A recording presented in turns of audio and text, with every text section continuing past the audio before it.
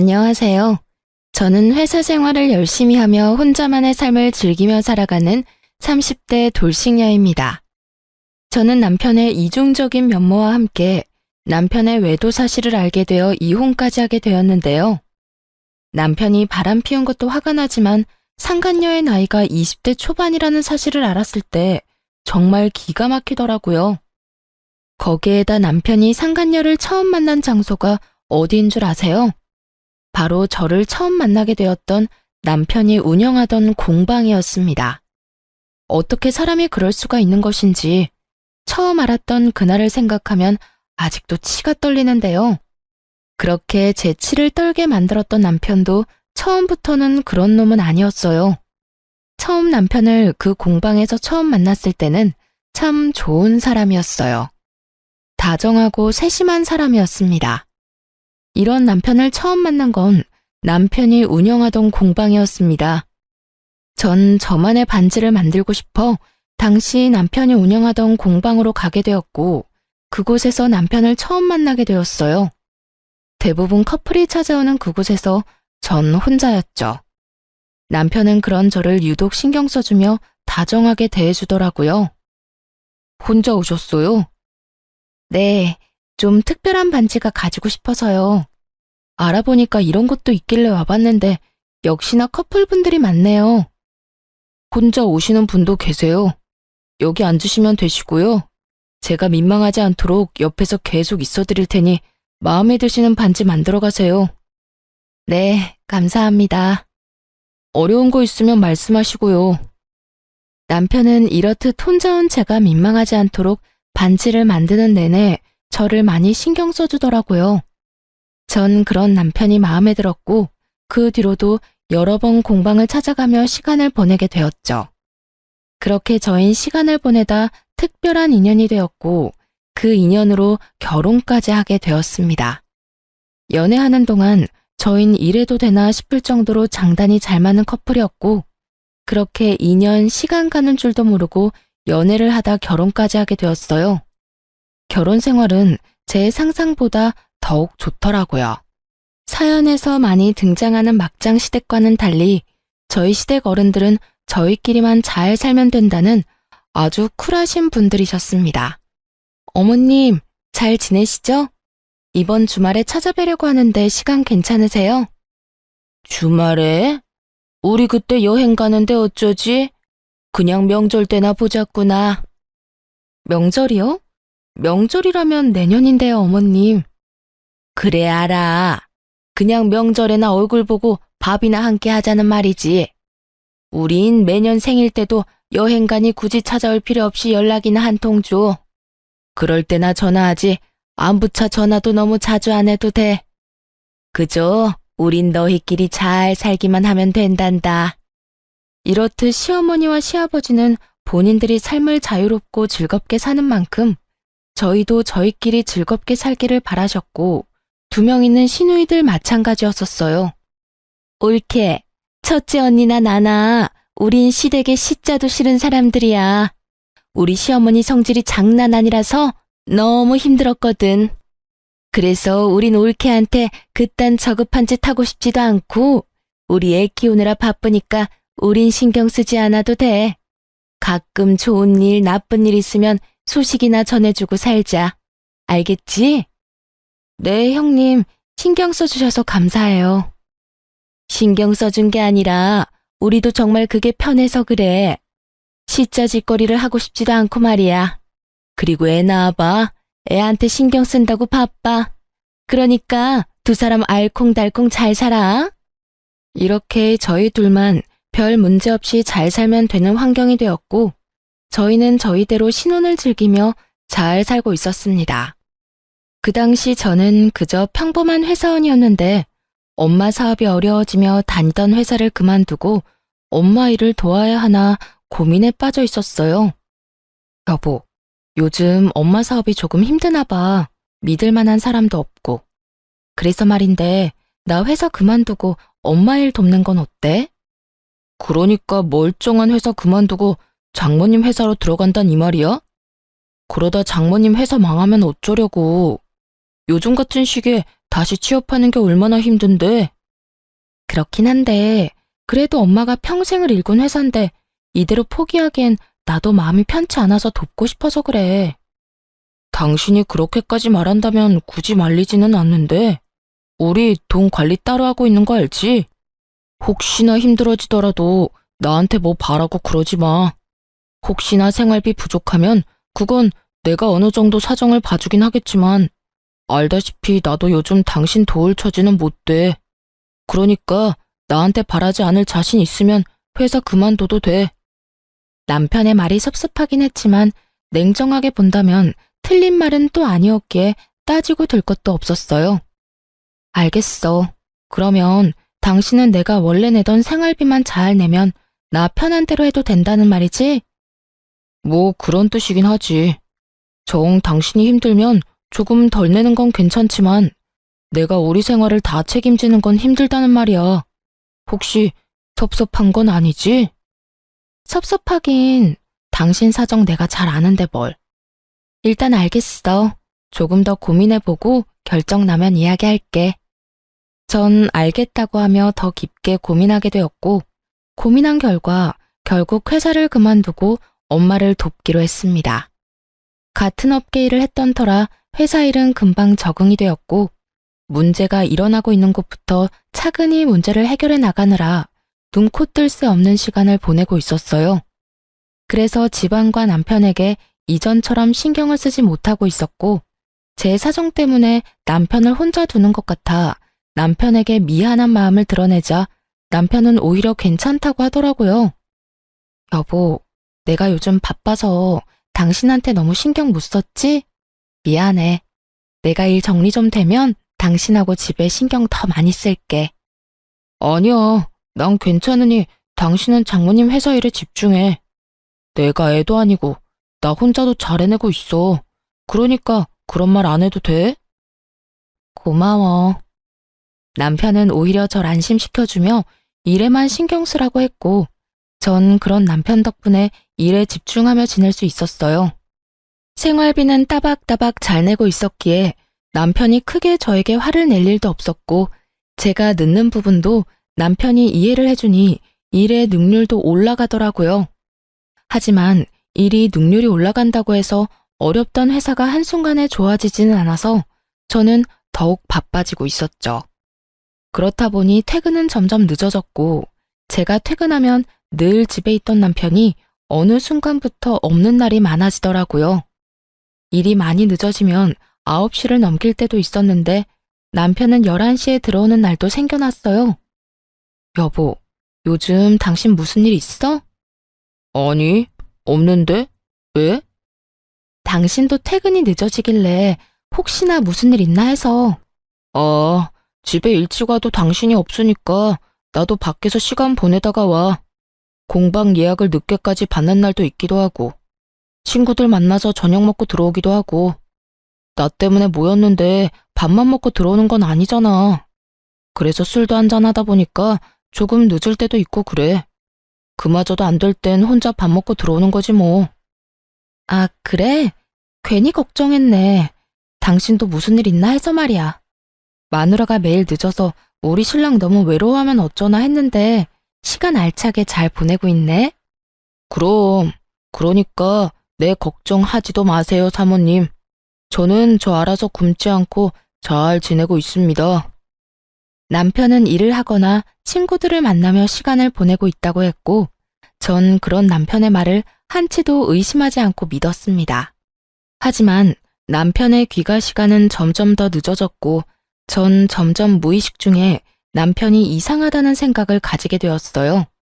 친구들을 만나는 것도 하루 이틀이지 매번 11시를 넘기는 남편이 이상해 보인 건 당연했죠. 하지만 무작정 이상하다고 생각하기엔 또 그런 것이 남편이 절 대하는 다정한 말투와 눈빛은 그대로였기에 여러모로 혼란스러운 상황이기는 했습니다. 여보, 이거 받아. 이게 웬 꽃이야? 너무 예쁘다. 오늘 무슨 날인가? 아니지? 아니야. 그냥 퇴근하고 오는데 너무 예뻐서 샀어. 당신 꽃 좋아하는데 자주 못 사준 게 미안해서. 너무 고마워. 당신 때문에 나 진짜 행복하다. 이런 남편이 또 어디 있을까? 너무 감동이야. 이 정도로 감동은 무슨? 가끔 사다 줄게. 당신 좋아하는 모습 보니까 나도 좋다. 얼른 씻고 쉬어. 피곤할 텐데. 이렇게까지 하는데 다른 쪽으로 가던 생각도 다시 돌아오지 않겠어요? 하여튼 이런 남편의 행동 때문에 저 역시 남편의 늦어지는 귀가 시간에 대해선 크게 잔소리하지 않았어요. 오히려 그땐 바쁜 저를 질책하지 않고 혼자 시간을 보내는 남편에게 고마운 마음마저 하고 있었던 것 같아요. 그렇게 서로 바쁘게 지내던 어느 날, 남편이 할 말이 있다며 오늘 일찍 들어올 수 있냐고 물어오더라고요. 저는 무슨 일인가 싶어 급한 일만 마무리하고 집으로 돌아갔고, 남편은 저에게 조심스럽게 말을 꺼내기 시작하더군요. 여보, 다름이 아니라 나 공방을 좀 더 오픈된 곳으로 옮기고 싶어. 지금 공방은 너무 구석진 곳이라서 찾아오기도 힘들고 2층이라 오가는 사람들한테 광고 효과도 없잖아. 그래서 유동인구 좀 있는 1층으로 옮겨서 새로 개업하고 싶은데 당신 생각은 어때? 좋은데? 통유리로 하면 더 좋겠다. 오가는 사람들이 공방 안에서 뭐 하는지 궁금해서 한 번 더 시선도 갈 거고. 그런데 그런 상가는 세가 비쌀 텐데 괜찮겠어? 여유 자금이 좀 있는 거야? 정말 좋은 생각이라고 생각했어요. 남편이 운영하는 공방은 너무 외진 곳이기도 했고 건물도 낡아 저도 처음 예약을 했을 땐 선뜻 발을 들이기가 꺼려지는 부분도 있긴 했거든요. 그런 공방을 옮긴다고 하니 반대할 이유가 없었죠. 그러면서 따라오는 생각은 당연히 돈이었고 당연히 자금에 대한 계획이 있으니 말을 꺼낸 것이라 생각했는데 남편의 계획은 제 예상과는 전혀 다른 계획이었어요. 그래서 하는 말인데 장모님 상가 하나 있잖아. 그거 나한테 저렴하게 사주면 안 될까? 남편은 조심스럽게 물어왔고 저는 조금 황당했어요. 엄마가 가진 상가가 위치도 좋고 인테리어도 잘 되어 있다는 말을 지나가는 말로 딱 한 번, 그것도 연애 시절에 한 말을 아직도 기억하고 있다는 사실이 놀랍기도 했고요. 남편은 눈을 반짝이며 제 입만 바라보고 있었고 전 안타까운 사실을 남편에게 알려주게 되었습니다. 여보, 그 상가 진작 처분했어.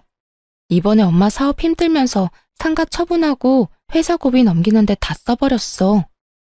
제 말에 남편은 화들짝 놀라며 짜증 섞인 투로 닥달하기 시작하더라고요. 그런 남편의 반응에 저 역시도 기분이 확 상해버렸고요. 뭐? 언제? 왜 나한테 말 안 했어? 진작 나한테 말했어야지. 난 그것도 모르고 혼자 기대했잖아. 꽤 됐지. 그런데 왜 화를 내? 우리 엄마 상가 처분하는데 굳이 당신한테 이러쿵저러쿵 다 말해야 해? 그럴 이유가 있어? 내가 언제 화를 냈다고 그래? 그냥 놀라서 언성이 좀 높아졌던 것뿐이야. 그런데 그렇게까지 힘들어? 그냥 좀 좋진 않지. 다들 회사를 위해 노력하고 있으니 좋아지겠지. 그래, 당신 이렇게까지 고생하는데 잘 풀리겠지. 좋은 쪽으로 생각하자, 우리. 남편은 어떻게 해서든 제 기분을 맞춰주려 노력하는 듯 했지만 제 기분은 도무지 나아지지 않더라고요. 남편이 엄마의 상가를 욕심냈다는 것도 찝찝했지만 신경질적으로 저를 대하던 남편의 언행이 머릿속에서 사라지지 않았어요. 어쩌면 내가 모르는 남편의 모습이 있을 수도 있겠다는 생각을 하게 되었고 그 생각은 쉽사리 지워지지가 않았어요. 그 후 남편은 제 생각대로 점점 이상한 모습을 보이기 시작하더군요. 다른 건 몰라도 다정함 하나는 최고인 남편이었는데 언제부터인가 툴툴거리는 말투와 무신경한 태도로 저를 대하더라고요. 이때껏 이해해주던 제 귀가 시간에 대해서도 딴지를 걸기 시작했고요. 당신 해도 너무하는 거 아니야? 장모님 회사는 언제쯤 상황이 좋아지는 건데 언제까지 늦는 거냐고. 갑자기 왜 예민하게 구는 거야? 이때까진 내가 미안하다고 해도 괜찮다고 신경 쓰지 말라며. 괜찮은 것도 하루 이틀이지. 이건 너무하잖아. 집에 오면 아무도 없고 밥도 혼자 먹어야 하고 이럴 거면 왜 결혼했어? 만약 남편이 제가 집에 돌아왔을 때마다 집에 있었다면 저도 그 상황에서 미안하다고 앞으로는 더 일찍 들어오겠다고 했을 거예요. 남편의 마음을 달래주려 애썼을 거라고요.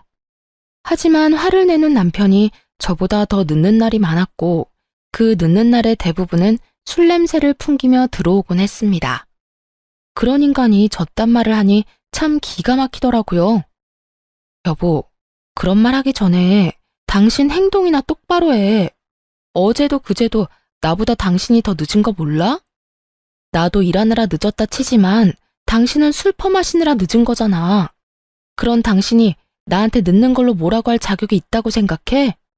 자격? 이게 다 누구 때문인데 자격을 입에 올리는 거야?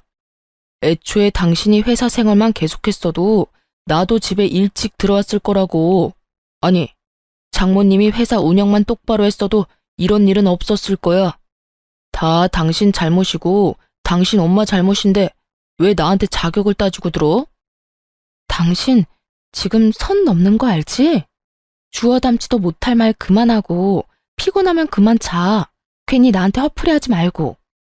더 하고 싶은 말은 많았지만 더 말해봤자 뭐하나 싶었어요. 어차피 대화를 해봐도 통할 것 같지도 않았고요. 그래서 딱 잘라 더는 대화하고 싶지 않다는 뉘앙스의 말을 했고 또 무어라 가시가 돋친 말을 하려는 남편을 뒤로 한 채 방으로 들어와 버렸습니다. 남편은 서재에서 자는 것인지 안방에 들어오지 않았고 그렇게 각방살이가 시작된 것이었죠. 그 후 마음이 상할 대로 상해버린 남편은 제 말에 대답도 하지 않기 시작했고 아무리 서로 감정이 상해 있는 상태라고 한들 그건 아니라는 생각에 남편을 잡아 세웠어요. 여보, 내 말 안 들려? 왜 대답을 안 해? 내가 아까부터 불렀잖아. 대답 안 하면 말하기 싫은가 보다 하면 되지. 시끄럽게 왜 자꾸 불러? 남편은 인상을 잔뜩 찌푸린 채 저에게 화를 냈고 그런 남편의 언행에 너무 황당해 말문이 막혀버리더라고요. 제가 말문이 막혀 아무 말도 하지 못하는 사이 남편은 저에게 이렇게 말해버리고선 서재로 들어가 버리더군요. 나 피곤하니까 중요한 말 아니면 내일 해. 아니, 꼭 해야 할 말 아니면 아예 안 해도 좋고. 저는 마음이 상해버렸고 그 뒤론 중요한 말이 아니면 말을 걸지 않게 되었어요. 그런데 여러분, 제가 진짜 서글펐던 게 뭐였는지 아세요? 제가 말을 걸어야만 우리가 대화라는 걸 한다는 사실을 깨달았다는 것이었어요. 그 사실이 저를 매우 서글프게 만들더라고요. 행복해지려고 한 결혼인데 어쩌다 이렇게 되었는지. 어째서 사랑하는 남자와 한 공간에 있는데 이토록 외로운 건지.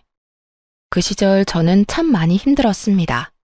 그러면서 이런 생각도 들더라고요.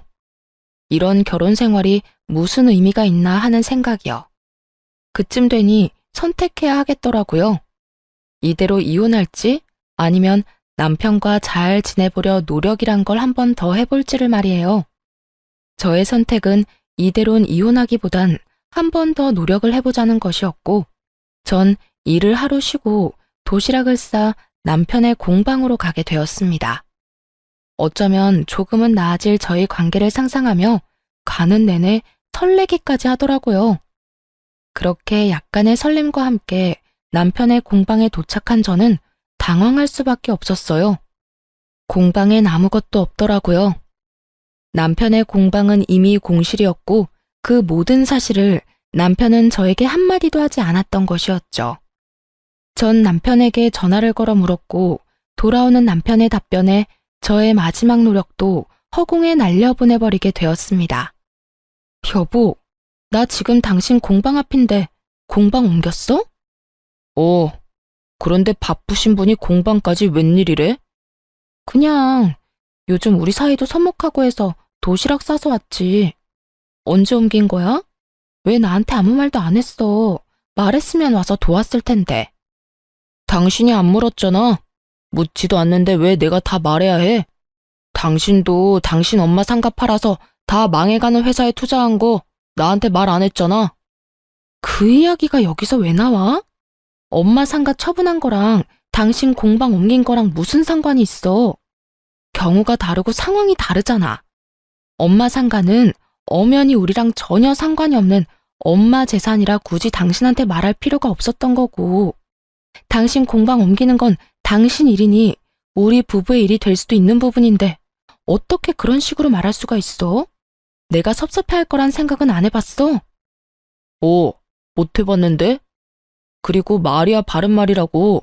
내 공방인데 왜 우리 부부의 문제가 돼?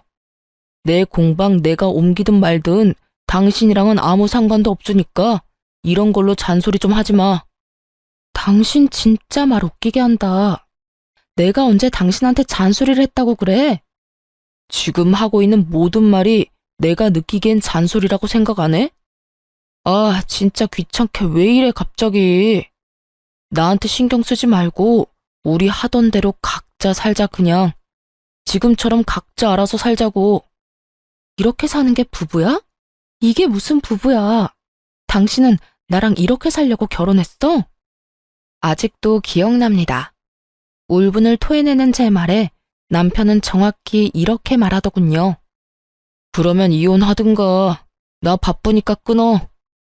그렇게 끊긴 휴대전화를 들고 텅 빈 공방 앞에서 한참을 서 있었던 것 같아요.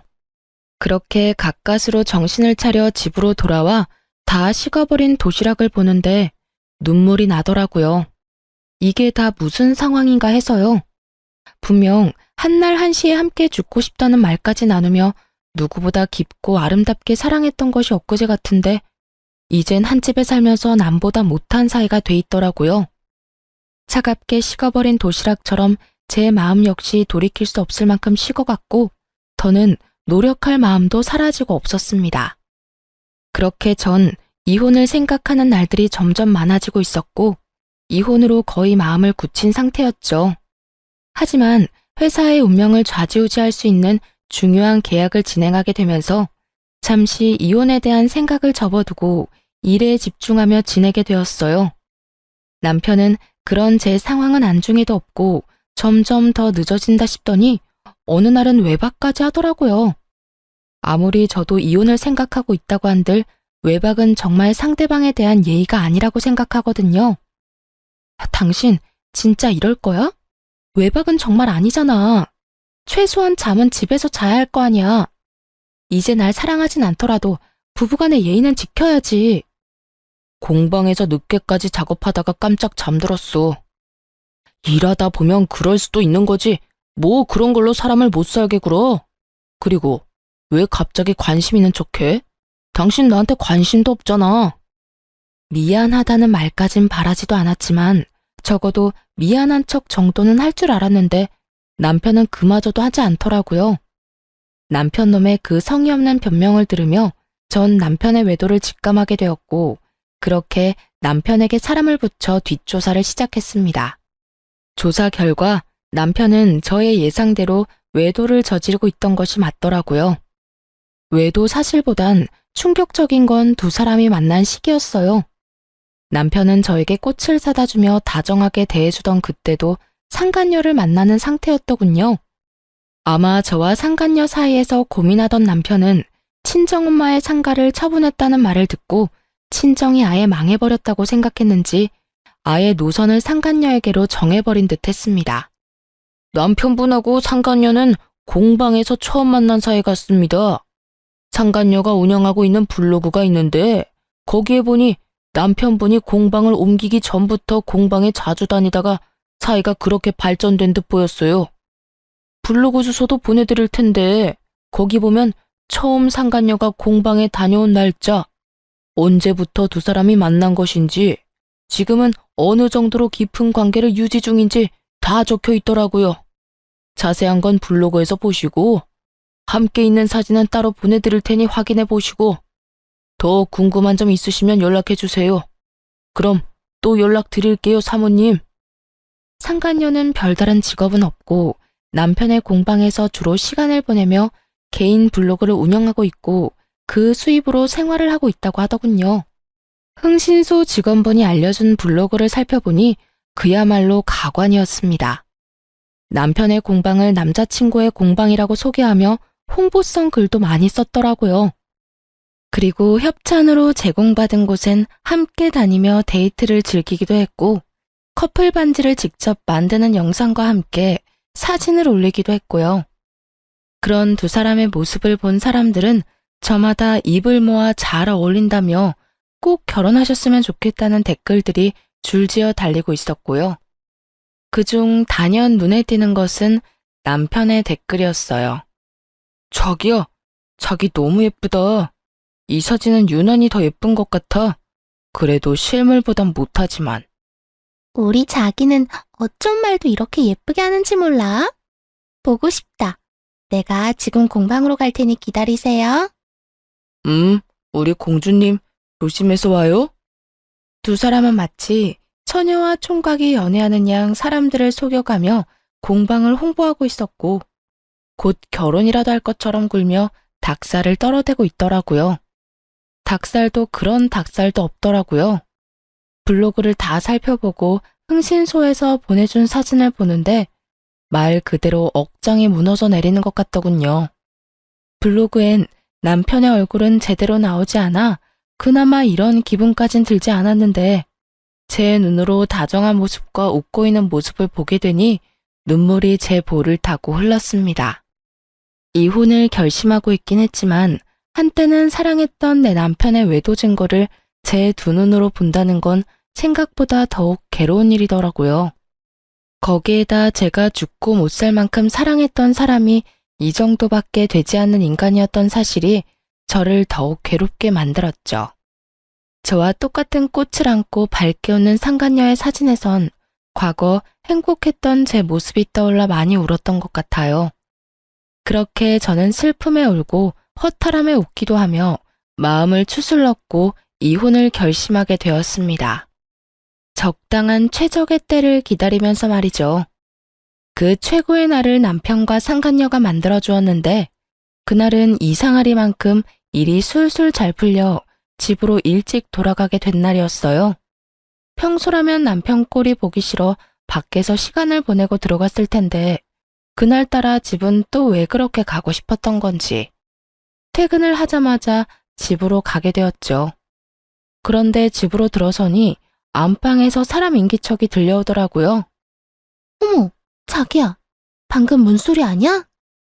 자기도 들었어? 아, 어떻게 하지? 그 여자 일찍 왔나 본데. 일단 자기는 방에 있어.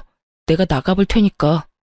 이런 대화 소리와 함께 급하게 나올 채비를 하는 소리가 들려왔고, 전 굳이 더러운 장면을 보고 싶지도 않아 태연히 거실 소파에 앉아 남편이 나오길 기다렸어요. 얼마나 기다렸을까요? 머리에 까치집을 한 남편놈이 멋쩍은 표정을 하곤 머리를 벅벅 긁으면서 나오더라고요. 이 순간에도 뻔뻔하리만큼 당당한 모습일 줄 알았는데, 그렇진 않은 남편놈을 보며 그나마 마지막 양심은 있는 놈이구나 싶었어요. 하지만 이런 제 생각을 비웃듯 아주 개소리를 꺼내기 시작하더군요. 당신 왜 이렇게 일찍 왔어? 항상 밤늦게 나오더니 하필 오늘 같은 날에 일찍 오고 난리야. 왜 남편놈은 입으로 오물을 뱉어내고 있는 것인지 이해가 되지 않았어요. 말 같지도 않은 헛소리를 듣는데 화도 나지 않더라고요. 그 모든 상황이 하루빨리 이혼하라는 하늘의 뜻이란 생각만 들더군요. 남편은 여전히 더럽게 머리를 긁어대며 제 눈치를 보고 있었고, 전 그런 남편을 쳐다보지도 않고 이렇게 말했어요. 그러니까 말이다. 이 꼴을 보려고 오늘 일이 없었나 보네. 내가 기가 막히고 코가 막힌다 진짜. 돈이 없어? 아니면 돈이 아깝니? 어떻게 나랑 별거 하는 것도 아니고 같이 사는 집에 다른 여자를 데리고 올 수가 있어? 난 당연히 당신이 늦을 줄 알았지. 그러게 왜 이렇게 일찍 와? 하던 대로 다 늦게 들어왔으면 이런 일도 없었을 거 아니야. 방귀 낀 놈이 성낸다더니 이놈이 딱 그 꼴이더라고요. 왜 저에게 일찍 와서 이 사달을 내냐고 저에게 따져 묻는데, 정말 그 어이없는 태도엔 이가 다 갈리더라고요. 어찌된 인간이 이 순간까지 제 탓을 하는가 싶어서요. 너 진짜 제정신 아니지? 지금 그걸 말이라고 하는 거야? 야, 최소한 이럴 땐 미안하다 정도는 기본으로 해야 하는 말인 줄 몰라? 그런데 뭐? 왜 일찍 왔냐고? 내 집에 내가 일찍 오는데 내가 잘못한 거니? 아니면 부부 공간에 딴 여자 데리고 온 네가 잘못한 거니? 정신 차려. 너 지금 바람 피우다가 딱 걸렸다고. 저는 남편을 몰아세웠고 그 순간 상간녀가 당당하게 안방에서 나오더라고요. 사진으로 봤을 때도 어려 보였는데 실물은 더 어려 보여 더욱 경악스럽게까지 했습니다. 오빠, 그냥 이혼하자고 해. 어차피 이혼할 거라고 했잖아. 이런 것까지 들킨 마당에 미안하다 잘못했다 빌어봤자 뭐해? 그리고 저 언니 집안도 다 망해서 뜯어낼 것도 없다며. 그래서 공방도 오빠 빚까지 내서 옮겼고 이제 오빠 앞날 잘 될 일만 남았는데 망할 일만 남은 여자랑은 이혼해버리고 나하고 결혼하자. 난 오빠라면 이혼남이라도 괜찮으니까. 참 당돌하더라고요. 마치 저 따위는 안중에도 없다는 듯 말하는 상간녀를 보며 조용히 이혼해주면 평생 후회하겠다 싶었어요. 우선 전 두 사람을 제 집에서 내보내기로 했습니다. 당시에 살던 집은 결혼 전부터 제가 살던 집으로, 다시 말해 제 단독 명의로 된 집이었거든요. 야, 사람 면전에 두고 그런 말까지 하는 건 아니지. 어린 게 예의가 없네? 아니, 생각이 없는 건가? 아, 머리가 멍청하니 저런 놈이 이혼을 해도 받아주겠단 거겠지. 암튼 그건 내 알 바 아니고 지금 당장 내 눈앞에서 다 꺼져줄래? 누구 맘대로 내 집에서 있으래. 당장 안 꺼져? 뭐예요? 여기가 왜 언니 집이에요? 여긴 우리 오빠 집이라고 했는데? 그걸 믿냐? 네 잘난 오빠가 집 마련할 능력까진 안 돼서 내 집에서 얹혀 살고 있었단다. 이 아무것도 모르는 핏덩이야. 그러니까 나가려면 두 사람이 나가야 하지 않겠어?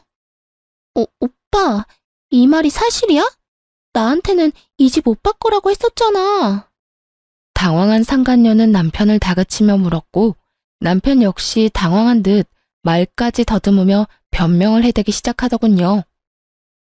그게 사실은 이 집은 저 여자 명의 맞아. 저 여자 집이야. 자기가 하도 기대하는 눈빛이길래 나도 모르게 거짓말이 나와버렸어. 들었지? 그러니까 좀 나가줄래? 아씨, 나가지 말라고 애원하고 붙잡아도 나갈 거니까 자꾸 재촉하지 마세요. 아, 혹시나 안방에 흘린 거 있나 다시 확인해보고. 뭐 하나라도 있으면 그것마저도 나중에 법정에서 불리하게 작용하지 않겠니? 제 말에 상간녀는 약이 바싹 오른 듯 씩씩거리며 저를 노려봤지만 한편으론 제 말이 옳다 싶었는지 안방으로 가더라고요. 전 그런 상간녀의 뒤를 따라 안방으로 갔고 안방 침대보와 이불을 걷어 상간녀에게 던져버렸습니다. 이거 챙기라고 이거. 여기 뭐가 얼마나 묻었을지 아무도 모르는데 이걸 빼놓고 가면 어째? 난 더러워서 이딴 입을 필요 없으니까 가져가서 빨아 쓰든 삶아 쓰든 알아서 해. 참고로 그거 비싼 거니까 버리지 말고 살림에 잘 보탰어. 상간녀는 몸까지 떨며 이불을 바닥에 내동댕이 쳐버렸고 남편이 허겁지겁 달려와 그 이불을 챙기더라고요. 자기야, 이 이불은 우리가 챙기는 게 좋을 것 같아. 혹시 모르잖아. 머리카락도 있을 테고. 내가 이렇게 챙기면 되니까 자기는 흥분 좀 가라앉히고 이만 가자. 갈 거야. 가면 될 거 아냐. 언니, 아니, 아줌마, 이까지 집 나가줄 테니까 남편도 없는 집에서 잘 사세요. 아줌마 남편은 내가 데리고 가서 행복하게 잘 살 테니까. 집만 있으면 뭐래? 남편도 뺏기고 이혼녀 된 마당에 평생 집이나 끌어안고 살면 되겠네. 오빠 가자.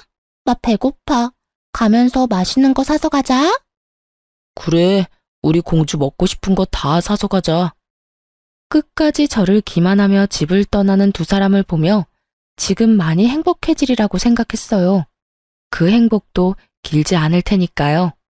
다음 날 전 변호사를 만나 이혼 소장을 작성하고 그 소장을 가지고 남편 놈의 공방으로 찾아갔어요. 일부러 때를 노리고 간 것은 아니었는데 공방에 가니 수강생들로 공방이 가득 차 있더라고요. 그 순간 정말 아무것도 하지 않았는데도 통쾌한 기분이 다 들더라고요. 그렇게 공방에 떡하니 자리를 잡자 저를 발견한 두 연놈의 얼굴이 사색이 되었죠. 당연했겠죠. 공방 안의 대부분 수강생들은 상간녀의 블로그를 보고 왔을 것이고 그 사람들은 남편과 상간녀가 불륜관계란 걸 꿈에도 모르고 있을 테니까요. 보고도 모른 척하는 두 사람에게 다가가 소장을 던져주며 이렇게 말했어요. 자, 이혼 소장. 그렇게 원하는 이혼 해줄 테니까 도장 찍어. 순식간에 공방 안은 아수라장이 되었고 저는 아랑곳하지 않고 상간녀를 향해서도 한마디 해주었습니다. 네 거는 내가 아직 바빠서 작성을 못했어. 아마 우리 변호사님이 열심히 하고 있을 테니 기다려. 공방으로 보내줄 테니까. 아니면 집으로 보내줄까? 내가 네 집 주소도 알고 있거든? 이 여자가 진짜 미쳤나? 여기가 어딘 줄 알고 와서 이 난리예요. 어디긴 어디야. 어린 년이랑 바람난 내 남편이 운영하는 공방이지. 나도 네 블로그 봤는데, 야, 너 글 잘 쓰더라. 모르는 사람이 보면 너희 불륜이 아니라 처녀와 총각이 연애하는 줄 알겠더라니까. 그래서 결혼은 언제 해? 나 이혼하고 나면 바로 할 거야? 청첩장 남으면 나도 보내줘. 가서 제대로 깽판 쳐줄라니까. 아줌마, 진짜 이렇게까지 해야겠어요? 어차피 이혼할 마당에 이렇게까지 앞길에 똥칠해야 하냐고. 이러다 우리 오빠나 나나 불륜 딱지 붙으면 아줌마가 책임질 거예요? 우리 망하면 아줌마가 책임질 거냐고요. 어린 나이만큼 뇌까지 든 것이 없는 것인지 상간녀는 감히 제게 책임이란 단어를 쓰더라고요. 야, 너 정말 멍청하구나. 어차피 이혼할 거니까 이렇게까지 하는 거야. 내가 데리고 살 거면 내가 이렇게까지 똥칠을 하겠어? 이게 다 너희 망하라고 이러는 거니까 내가 이딴 짓까지 한 보람 있게 제발 잘 살지 말고 망해줘. 이렇게 부탁할게. 야, 내가 너 가만히 안 둘 거야? 약이 오를 대로 오른 상간녀는 감히 머리라도 잡을 요량으로 저에게 손을 뻗어왔고 전 그런 상간녀의 손을 낚아채 그대로 밀어버렸습니다. 수강생이 가득한 책상으로 고꾸라진 상간녀는 저를 노려보고 있었고 전 그런 상간녀를 내려다보며 이렇게 말해주었어요. 야, 어디 유부남 꼬여낸 상간녀 주제에 본처한테 소리를 질러. 정신 못 차리지? 이럴 땐 고개 조아리고 쥐 죽은 듯이 가만히 있는 거야. 그래야 내가 복수란 걸 좀 약하게 하지 않겠어? 너 이러다 내가 머리 끝까지 화나서 네 밥벌이도 못하게 만들면 어떻게 하려고 그래? 내가 진짜 네 블로그에 똥칠 한번 해봐? 이 여자는 제 남편을 뺏어간 상간녀입니다. 하고 글 한번 써줘. 이때껏 뻔뻔하다시피 저에게 따지고 들던 상간녀는 이제야 제가 할 짓들이 겁이 나는 것인지 입을 다물더군요.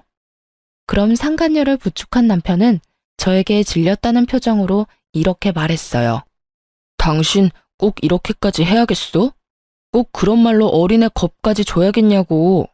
그냥 당신답게 쿨하게 이혼해주면 되잖아. 서로 깔끔하고 얼마나 좋아. 오늘 당신 행동은 정말 실망이야. 쿨한 이혼? 이혼하는 마당에 쿨한 게 어디 있어? 입장 바꿔 생각해봐. 당신 같으면 내가 어린 남자랑 바람나서 안방에서 같이 나오는 꼴을 봤는데 쿨한 이혼이 되겠냐? 미쳤어? 당신 그만 말해. 조용히 하고 밖에서 차분하게 다시 얘기하자고. 누구 좋으라고 밖에서 조용히 말해? 그렇게 둘이 떳떳하면 감추지 말고 사람들 앞에서 진실을 다 말해줘야지. 안 그래? 보기 좋은 커플이 알고 보니 더럽고 추악한 불륜 사이였던 걸 나만 알면 안 되잖아. 왜? 이제야 쪽팔리냐? 더 말해줄까? 아, 너 우리 엄마한테 받아먹을 재산 없다며 내 앞에서 바람 피우고 다닌 것도 사람들 알아야 될 텐데. 그치? 조용히 안 해? 당신 영업방해로 신고하기 전에. 그제서야 주변에 웅성거리는 소리를 들은 남편놈이 새하얗게 질려 말을 멈추더군요. 와, 대박 사건. 방금 들었어? 어떻게 사람이 저렇게 뻔뻔할 수 있냐? 나 같은 미안해서 얼굴도 못 들고 다닐 것 같은데. 그러게, 블로그 보고 예약했는데 이 집도 곧 망하겠네? 나 방금 그거 영상으로 찍었는데 유튜브에 올릴까? 그럼 조회수 대박 날 듯? 급기야 남편 놈은 영상을 지우라고 손님을 향해 고함을 지르더군요. 화난 손님들이 모두 자리를 박차고 일어나 이 공방에서 수업 들을 생각 없다며 환불해달라고 성화를 내고, 또 어떤 손님은 몰래 경찰에 신고를 했더라고요. 아주 난장판이 따로 없었죠. 두 연놈들은 동영상에 자신들 얼굴이라도 찍힐까봐 급하게 숨기느라 애쓰더군요. 보는 눈들이 많으니 제가 계획한 대로 두 연놈의 민낯을 퍼뜨리는 데 성공했어요. 저는 여유롭게 가게를 나가며 마지막으로 경고의 말을 남기고 떠났어요. 난 너네 평생 망할 때까지 두 눈 똑똑히 뜨고 지켜볼 거거든. 그런 내가 이 정도 똥칠로 끝내준다고 하면 고마운 줄이나 알아. 공방을 나오는데 기분이 너무 상쾌하더라고요.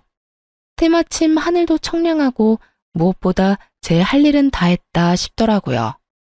사람 많은 곳에서 소문도 내줬고 소장도 건네주었고, 무엇보다 저 상간녀에게 한 방 먹이기도 했고요. 이후로 빠르게 이혼을 진행했습니다. 남편에게 위자료 청구는 물론이고 상간녀에게도 위자료를 청구하고 두 사람에게 위자료를 받을 수 있었어요. 22살 어린 나이에 상간녀 딱지를 얻게 된 상간녀는 블로그 운영도 하지 못하는 상태가 되었다고 하더라고요.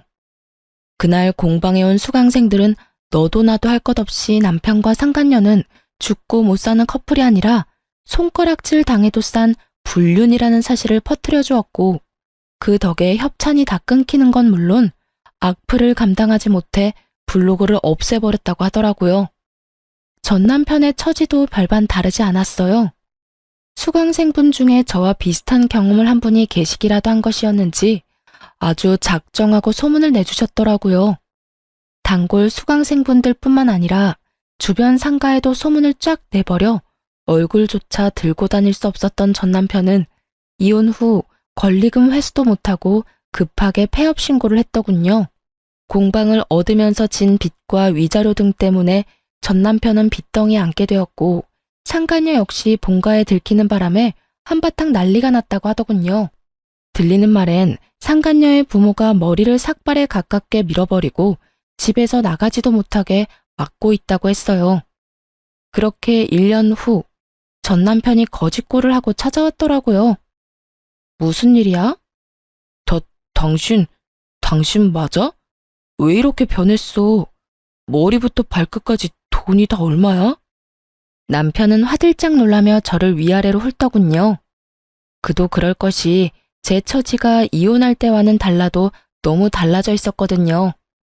저는 회사 운영을 좌지우지할 일을 성공리에 마무리하게 되었고, 그야말로 그 일이 대박이 나면서 회사가 다시 자리 잡은 것도 모자라 회사 설립 이래 최대 순이익을 달성하고 있을 때였어요. 게다가 전 남편이 찾아온 시기가 한참 거래처 미팅을 많이 다닐 때라 한껏 차려입고 다닐 때였죠.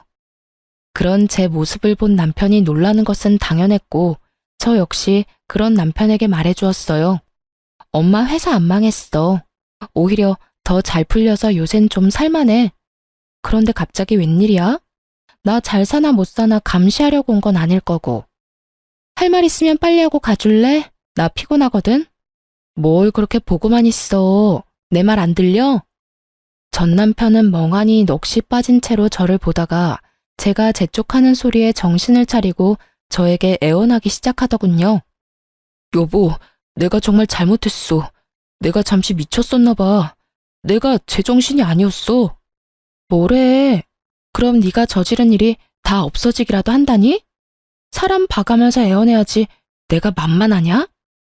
나 진짜 반성 많이 했으니까 나 좀 다시 받아주라.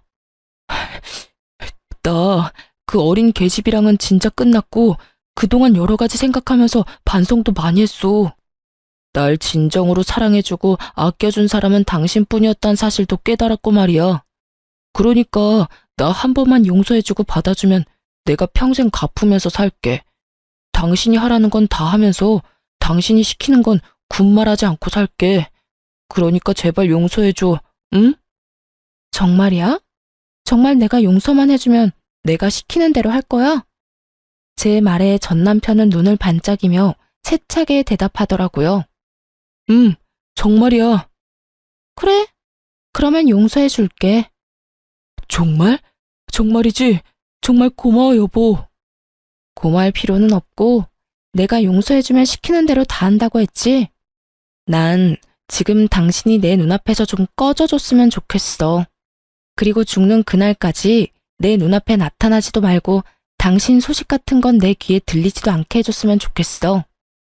그 순간 빛나던 전 남편의 눈빛이 잿빛이 되며 저에게 더 애절하게 매달리기 시작하더라고요.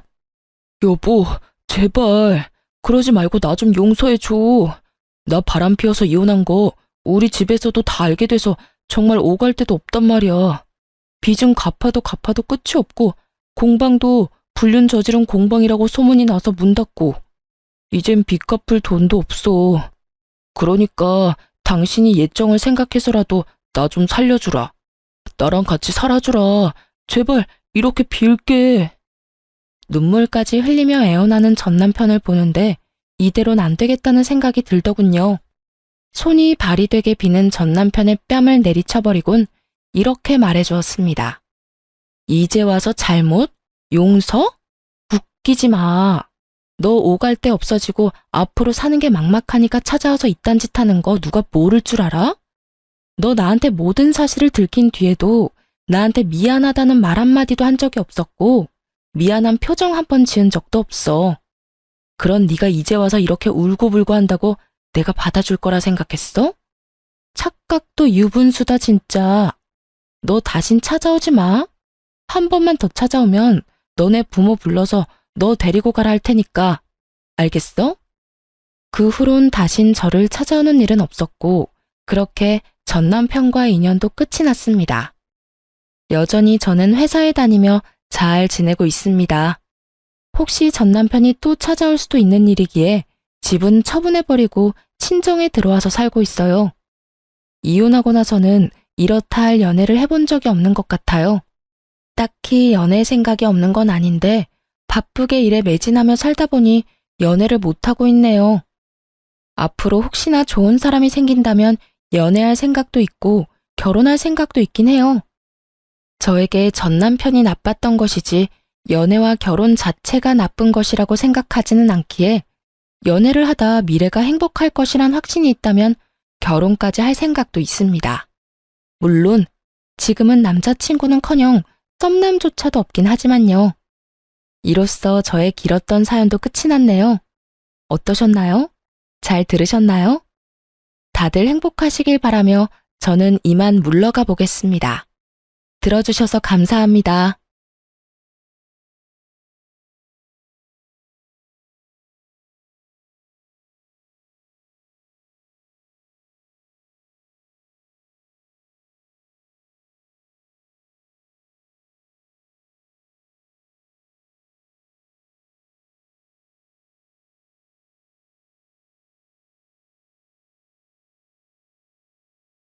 안녕하세요. 저는 40대 중반의 두 아이의 엄마로 살아가고 있는 평범한 여성이에요. 결혼을 할 때는 시어른을 잘 만나야 한다고 하잖아요. 솔직히 가장 최악의 시부모가 어떤 사람이라고 생각하세요? 간섭하는 사람? 오히려 무관심한 사람? 말로 사람을 꼽주거나 언제나 차가운 인상으로 선긋는 사람? 제 기준에서 가장 최악의 시부모는 보수적이고 남아 선호 사상에 찌든 사람이라고 생각해요. 제가 경험한 일들을 들으신다면 그 어떤 사람들도 이 의견에 아니라고 말하지는 못하실 거예요. 시모는 두 아들을 낳았어요. 시모의 첫째 며느리는 두 아들을 낳았고 시모의 둘째 며느리는 두 딸을 낳았죠. 저는 둘째 며느리였어요. 그리고 시모는 최악의 남아 선호 사상을 가진 사람이었고요. 벌써부터 골이 흔들리지 않나요? 사실 형님이 벌써 손주를 둘이나 낳아줬으면 굳이 저한테까지 아들을 바라지 않아도 되는 거잖아요. 그래서 저는 별 생각 없었어요. 첫째 딸을 낳았을 때 시모가 병원에 와서 하는 말을 듣기 전까지는요. 둘째는 무조건 아들로 낳아라. 나는 내 아들 제사도 못 지내도록 만들고 싶지 않다. 둘째도 딸이면 아들 낳을 때까지 낳아야 하는 거야. 이런 이야기 듣는데 소름이 쫙 돋더군요. 그때 무슨 생각이 들었는 줄 아세요? 제가 애 낳는 기계가 될지도 모른다는 끔찍한 생각이 들었어요. 잘못하면 진짜 사내 아이 낳을 때까지 애만 낳다가 인생 쪽날 것 같아서 시모에게 말했어요. 어머님, 형님이 아들을 둘이나 낳았는데 뭐가 걱정이세요? 그리고 요즘에는 맞벌이 안 하면 생활이 유지가 안 돼서 애를 많이 낳지도 못해요. 그거 다 핑계야. 옛날에는 너희보다 못 살아도 6남매, 7남매 잘만 낳았다. 그러니 너도 쓰잘데기 없이 푼돈 벌겠다고 애쓰지 말고 아들 낳을 생각만 해. 그래야 집안이 평안한 법이다. 말이 안 통해서 그냥 더 이상 그에 대한 말을 안 하기로 제 마음속으로 결정을 했어요. 그리고 무슨 일이 있어도 딱 둘째까지만 낳고 더 이상 애는 안 낳겠다고 다짐했죠. 그런데 둘째가 또 딸인 것을 알았을 때 시모의 모습은 거의 악마에 가까웠어요. 딸만 낳는 며느리 지금 당장 내쳐도 모자라.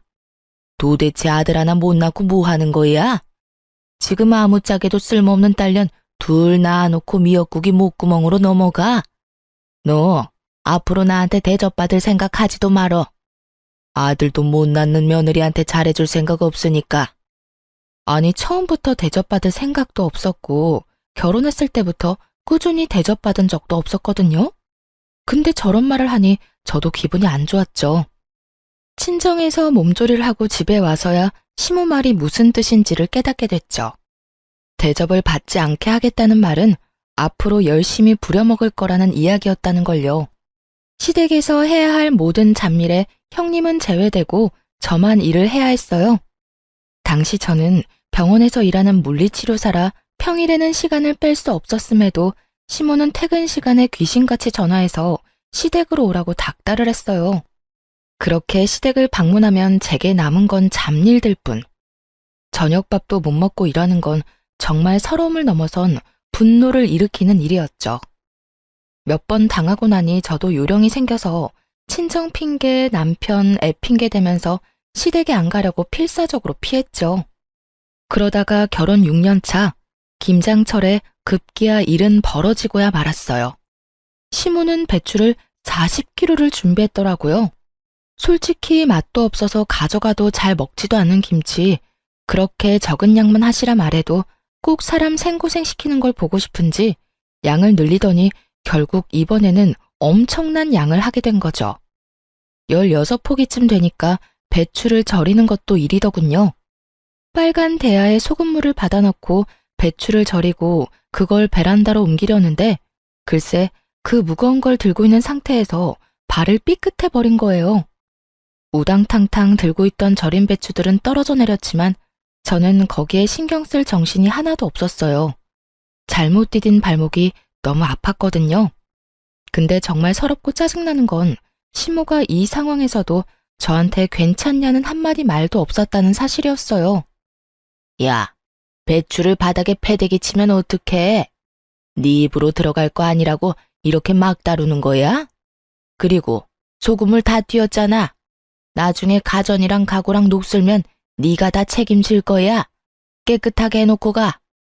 사람이 다쳤으면 그것도 자기 집 김장을 하다 다쳤으면 따뜻한 말 한마디 해줘야 하는 게 정상 아닌가요? 일단 자리에서 일어섰어요. 그리고 시모한테 말했죠. 어머님, 발 삔 것 같은데 조금 있다가 해도 될까요? 발목을 접질른 것 같은데 상태가 좀 안 좋아서. 제가 병원에서 일하는 물리치료사인데 제 발목 잘못된 거 아닌지 모를 리가 없죠. 그렇지만 너무 급성이라 발목에 티가 안 나더라고요. 최소 염좌, 까딱 잘못하면 금까지 갔을지도 모른다는 생각을 하고 있는데 시모가 제 말에 버럭 고함을 지르더군요. 너 엄살 떠는 거야?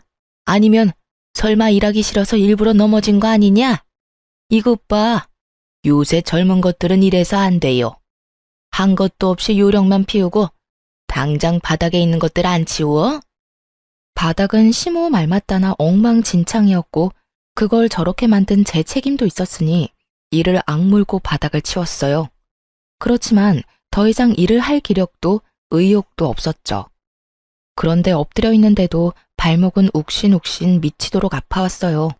바닥을 걸레로 닦고 배추를 주워 담는 동안 무릎을 바닥에 대고 발목을 쫙 편 상태로 무릎으로 기어다니며 일을 한 터라 더 안 좋았어요. 장승처럼 서서 저를 내려다보며 제가 그걸 치울 때까지 손 하나 거들지 않는 시모를 무시하고 저는 그 자리에 털썩 앉아 바지를 걷어 올렸어요. 다치고 나서 30분은 넘게 지난 상황이었거든요. 상황이 생각보다 엄청 심각했어요. 발목 관절이 보이지 않을 만큼 부어오른 발목은 둘째치고 복숭아뼈를 타고 위로 올라와 종아리까지 새까맣게 멍이 들어 있었거든요. 게다가 만져보았을 때는 엄청난 열까지. 발가락 움직이는 것도 잘 안 되는 걸 보니 뭔가 크게 문제가 생긴 게 틀림없어 보였죠. 제 발목을 보고도 시모는 코웃음 치더군요. 발 삐었나 보네.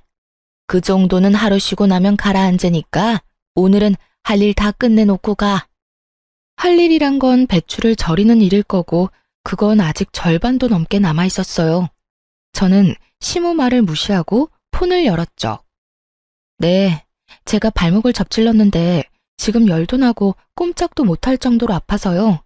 네, 도와줄 사람도 없고요. 오른쪽 발목이라 제가 직접 차를 몰 수도 없어서 구급차를 좀 보내줬으면 좋겠어요. 지금 열이 발목뿐만이 아니라 몸에도 나고 있어서. 제가 전화한 곳은 119 구급센터였어요. 저 스스로 차를 운전할 수도 없고 저를 데려다 줄 생각도 없는 시모를 두고 선택할 수 있는 방법은 많지 않았어요. 게다가 시댁은 도시 외곽에 있었기에 택시도 잘 다니지 않던 곳이었거든요. 야, 너 꾀병이면서 구급차까지 불렀어? 일하기 싫어서 이렇게까지 하는 거야? 젊은 것들이 식은 머리가 없어서 지금 내놓은 건 다 하고 가야 할 거 아니야. 저한테 욕을 하던 말던 저는 주섬주섬 제 짐을 챙겼어요. 널브러진 배추들과 소금물이 담긴 커다란 고무통은 그대로 놔두고 말이죠. 구급차가 빠르게 시모집 현관문을 두드렸고 구급대원이 들어와서는 저를 부축했어요. 도와줄 사람이 없다고 해서 그런지 화를 내며 짜증을 내는 시모를 힐끗 쳐다보더라고요. 그래서 말해줬죠. 제 발목이 이 지경이 됐는데도 꾀병이라고 말하는 사람이에요. 이 다리로 배추를 다 절이고 가라니 말이 되는 소리예요? 구급대원도 진상과 엮이고 싶지는 않은지 시모를 모른 척하고는 구급차로 이동했어요. 다쳐서 구급차를 타고 병원을 가는데 마음이 한없이 편해지더라고요. 시모 면상 안 봐도 된다는 생각이에요. 그렇게 병원에 도착한 저를 기다리고 있던 건 의사의 무시무시한 소식이었죠. 발목 상태가 많이 안 좋아요. 다쳤을 때 바로 병원을 오셨으면 이렇게 뼈가 어긋나지는 않았을 텐데요. 다치고 발 많이 쓰셨어요? 네, 배추 절이다가 이렇게 됐는데 어머님이 바닥에 떨어진 거 당장 다 치우래서 엎드린 채로 좀 치웠어요. 그래서 그런 것 같아요. 아이고, 고생 많으셨겠네요. 어쨌든 지금 수술은 필요합니다. 열어서 고정시켜서 핀 박아야 해요.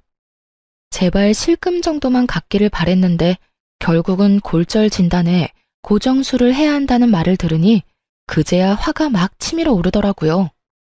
제 직업이 병원에서 일하는 물리치료사인데 지금 이 발목 때문에 그 일도 제대로 못하게 될지도 모르잖아요. 적어도 2달 병원 신세 지는 건 당연해 보이는 발목을 보며 제가 한숨을 푹푹 내쉬고 있는데 전화통에는 불이 나더군요. 야, 너 왜 안 와? 병원에서 사진 찍고 볼 거 다 봤으면 와서 김장해야 할 거 아니야? 배추라도 다 절이고 가야지. 일하다 중간에 내빼는 게 어딨어? 너 이런 식이면 나도 너 가만 안 둬. 딸밖에 못 낳은 년이 시댁에서 일도 안 해? 그럼 내가 뭐하러 너를 며느리로 받아들였겠니? 본부는 다 해야지. 아프다고 안 하고 힘들어서 못하고 그런 게 우리 집에서 통할 거라고 생각해? 수술을 해야 한다는 말을 하고 이성적으로 이야기를 풀어보려는 저도 순식간에 분노 게이지가 찰 만큼 선을 확 넘는 발언에 저도 빽 성질을 냈어요. 사람이 아파서 병원에 와 있는데 어떻게 그런 말씀을 할 수가 있어요? 그리고 무슨 일만 있으면 저한테 딸밖에 못 낳은 년이라면서 뭐라고 하시는데 그런 어머님도 딸이에요. 한가족 된 사람 가슴으로 품어줘도 모자랄 판에 그거 하나로 이렇게 사람 하나 괴롭히니까 기분 좋아요? 누가 들어도 당연한 제 말에 화가 나는지 시모가 전화를 뚝 끊더군요. 그리고 얼마 지나지 않아 남편에게 전화가 왔어요. 야근을 한다며 늦게 들어올 거라고 했던 남편인데 갑자기 전화를 하니 눈치가 딱 오더군요. 시모가 남편에게 무슨 말을 했구나 하고요. 전화를 받으니 남편의 고성이 날아오더군요. 저희 남편은 다 좋았는데 이거 하나가 단점이었거든요. 평상시에는 무슨 일이 있어도 무덤덤한 사람이 시모가 무슨 말만 하면 앞뒤 안 가리고 저한테 성질부터 내고 보는 거요. 시모가 얼마나 아들을 아꼈으면 시모 말이라면 똥으로 매주를 쓴데도 믿을 사람으로 큰 거예요. 야, 너 집 난장판으로 해놓고 갔다는 거 사실이야? 엄마가 전화 와서 나한테 하소연을 다 하더라. 도대체 무슨 생각으로 그런 짓을 한 건데? 아, 일도 바빠 죽겠는데 좀 잘하자. 엄마 비 맞추는 것도 며느리 할 일이잖아. 야, 내가 그 비 맞춰주다가 발목 수술까지 하게 됐는데 무슨 헛소리야. 너 나한테 그딴 거 시키려고 결혼하자고 했어? 아니면 딸 둘 낳고 나니까 너도 내가 하찮아 보여? 내가 너희 집 파녀냐고. 친놈이? 아, 바락바락 화를 내는데 발목이 엄청 쑤셔오더라고요. 흥분하니까 통증이 더 심해지는 것 같아서 저는 옆에 서 있는 간호사를 잠깐 불렀어요. 그리고 제 전화기를 넘겨주며 간호사에게 부탁했어요. 이 전화가 제 남편인데 지금 제 상황을 좀 설명해 주시면 안 될까요? 제가 화를 내니까 발이 너무 아파서. 제 부탁에 간호사가 살신성인의 자세로 제 전화를 받아 사실만 딱딱 알려주더군요. 네, 환자분 발목은 완전히 부러져서 어긋나셨어요. 금식하고 내일 수술을 하셔야 해요. 핀 박는 수술이라서 시간은 좀 걸릴 수 있고요. 최소 2달은 조심하셔야 하고 박아놓은 핀을 뺄 때까지는 안에 핀 박고 생활하셔야 하고요. 구구절절 간호사가 설명을 해주고는 제게 전화기를 주더군요. 남편이 뭐라 말하려는데 저는 전화를 끊었어요. 그러자 야근을 접고 응급실로 달려왔더라고요. 이게 다 무슨 일이야? 엄마는 당신 다쳤다는 말 없었는데. 당신한테는 어머님 말이 법이야? 어머님한테 무슨 짓 했냐고 묻고 네 눈으로 똑바로 봐, 내가 어떤 꼴인지. 이런 꼴인데도 나한테 김장이나 하라고 난린데 당신이 나한테 위로도 못할 망정 어머님하고 같이 붙어서 나란히 내 욕을 해? 누가 봐도 심각한 제 다리에 남편이 꿀먹은 벙어리가 되더군요. 괜찮냐는 말 한마디가 나올 수나 있었겠어요? 염치라는 게 있는 놈이면 아무 말도 못하는 게 정상이지. 그런데 남편이 제 눈치만 보는 동안 시모에게 또 전화가 오더군요. 저는 제가 받지 않고 남편에게 넘겼어요. 왜 나한테 줘? 그 전화 내용을 들어보면 내가 왜 주는지 알 거야. 잔말 말고 전화나 받아. 네. 전화를 받았는데 시모 목소리가 수화기를 뚫고 제 귀에까지 오더군요. 야, 우리 아들한테 일렀으니까 너 꾀병 부리지 말고 어서 집에 와. 일하기 싫다고 다친 척하는 게 말이 돼? 버러지도 그런 짓 안 해. 네가 눈에 뵈는 게 없어서 지금 배짱 부리나 본데? 어머니, 와이프 지금 다리 다쳐서 꼼짝달싹도 못해요. 아픈 사람한테 전화해서 이게 무슨 행동이세요? 제가 여태껏 어머니 편 많이 들어드렸지만 아픈 사람한테 이러시면 안 되죠. 제발 앞으로 자중하세요, 제발. 잘 모르시면 가만히나 계시라고요. 저한테 전화해서 고자질하지 마시고. 남편이 시모에게 소리를 치자 시모도 당황한 눈치였어요. 하긴 발목이 박살이 난 마누라 앞에서 지 어머니 편드는 놈이면 당장이라도 이혼을 했겠죠. 그렇게 저는 그 다음날 금식 후 수술에 들어가게 됐고 8주 동안 입원을 해야 했어요. 그리고 제가 정말로 수술에 들어가야 한 것을 알게 된 시모가 혼자 김장을 하려는 게 엄두가 안 났는지 그간 한 번도 부르지 않았던 첫째 며느리에게 전화를 했더라고요. 그런데 그 첫째 형님이 바쁘다며 시모의 부탁을 거절했다더라고요. 결국 아끼고 아끼던 첫째 며느리와 싸운 시모는 혼자서 김장 40kg를 했답니다. 시부가 도대체 무슨 정신으로 그 많은 양을 며느리한테 시키려고 했냐고 정신 사나우니 빨리 눈앞에서 치우라고 호통치는 바람에 결국 시모가 혼자서 김장을 다 했다고 하더군요. 그 이야기 듣는데 속이 얼마나 시원한지 저를 괴롭히려는 의도였는지는 알 수 없지만 시모만 고생하게 됐으니 사람 일은 한 치 앞도 알 수가 없는 거더라고요. 2달 동안 일을 쉬어야 했지만 시모가 곤란해졌다는 것만으로도 10년 묵은 체증이 다 내려가는 것 같은 개운함이 있었어요.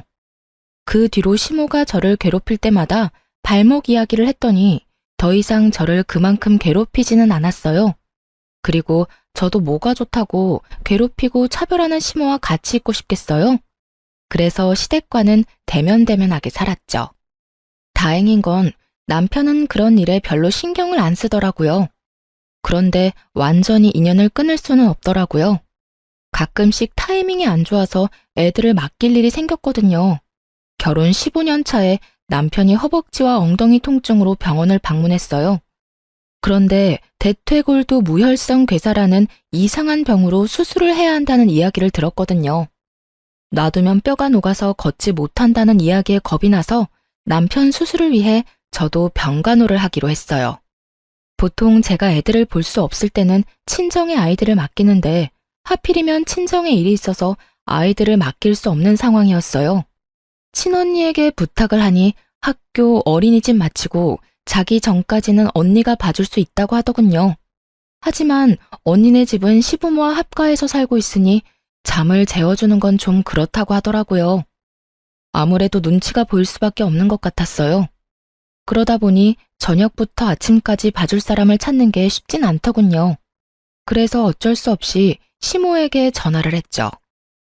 어머님, 남편 수술하고 혼자 목발 짚을 수 있을 때까지만 우리 애들 저녁 9시부터 아침 8시까지만 봐주실 수 있으세요? 그 외의 시간은 저희 친정언니가 봐줄 거라서. 그러나 시모는 시큰둥하더군요. 네 애들을 내가 왜 봐? 귀한 아들도 아니고 딸년들을 둘이나 나더러 보라고? 싫어. 다른 사람한테 물어봐. 결국 이야기는 더 이어지지도 못하고 끊어졌죠. 저는 남편에게 부탁했어요. 다른데 아무리 찾아봐도 맡길 곳 없으니 그래도 혈육이라면 봐주지 않을까 하고요. 남편이 시모에게 전화해 부탁하자 그제야 어렵사리 봐주겠다고 하더군요. 걱정되는 마음에 남편에게 한마디 덧붙여 보냈어요. 그냥 애들 아침밥만 주고 저녁에 잠만 재워주면 된다고요. 다른 거 다 제 언니가 해줄 거라고. 그렇게 일주일 동안 애들이 시모와 제 언니 집을 왔다 갔다 하며 생활하게 됐어요. 걱정이 안 되는 건 아니었지만 언니가 애들을 잘 봐줄 거라고 생각하고 저도 남편 병간호를 했어요. 그런데 애들을 시모와 언니에게 맡긴 지 4일째 되는 날, 친정언니가 전화를 했어요. 김서방 간병하느라 바쁘지? 다른 게 아니라 내가 이런 말 하기는 좀 조심스럽기는 한데 아무리 생각해도 아닌 것 같아서 연락했어. 조심스럽게 말하는 언니 때문에 저도 덩달아 조심스럽게 물었죠. 무슨 일 때문에 그래? 애들 때문에 많이 힘들어? 아님 혹시 무슨 일이라도 생겼어? 애들을 못 봐준다는 말을 할까봐 전전긍긍하는 제게 언니가 던진 말은 충격에 가까운 고발이었어요. 너희 애들 지금 4일째 아침밥도 못 먹었대. 게다가 저녁에도 할머니가 청소며 빨래며 온통 일만 시키느라 숙제도 못하고 올 때마다 애들이 걸신 들린 것처럼 먹어. 너희 시어머니 문제 있는 거 아니야? 뭐? 아침밥을 안 먹었다고? 꼴랑 11, 7살밖에 되지 않는 아이들이었어요. 영양을 충분히 섭취해야 할 시기에 아침밥을 안 먹였다는 이야기에 충격을 받은 제가 되물었죠. 그래, 애들이 저녁마다 너네 시댁에 가기 싫어서 울음바다야. 어린애들한테 자기가 어지럽힌 거 치우게 하는 것까지는 나도 이해해. 하지만 애들한테 할 말 못할 말까지 다 하는 건 좀 아니지 않니? 첫째는 이제 말도 다 알아듣고 분위기도 다 읽을 줄 아는데 들어보니까 거기 맡겨서 될 일이 아니야. 아니, 애한테 너는 딸이라서 쓸모없다는 말을 왜 하신 거야? 그러면서 너희 엄마가 너희 버리고 갈 거라는 말도 안 되는 말까지 하지 않나? 진짜 문제 있는 거 아니니? 그 이야기를 듣는데 속안에서 천불이 나는 기분이 들었어요. 제가 원한 건 잠자리와 아침 식사뿐이었는데 시모는 그 시간 내내 애들을 괴롭히고 밥도 안 먹인 데다가 엄마 욕, 애들이 듣지 않아도 될 말들까지 생각 없이 짓거린 거예요. 조용한 제가 얼마나 화났는지 눈치챈 언니가 슬쩍 저한테 그러더라고요. 나도 눈치는 좀 보이는데 거기보다는 여기가 훨씬 괜찮은 것 같으니까 남은 며칠간은 우리 집에서 재우고 학교 보내고 할게. 예, 너희 그거 어떻게 좀 해야 한다. 딸들은 빨라. 상처도 얼마나 잘 받는데. 그런 이야기 들으면 얼마나 서럽겠니? 그것도 친할머니인데 진짜 너무하잖아. 애들 불쌍해서 진짜. 그 이야기를 듣는데 부들부들 떨리더라고요.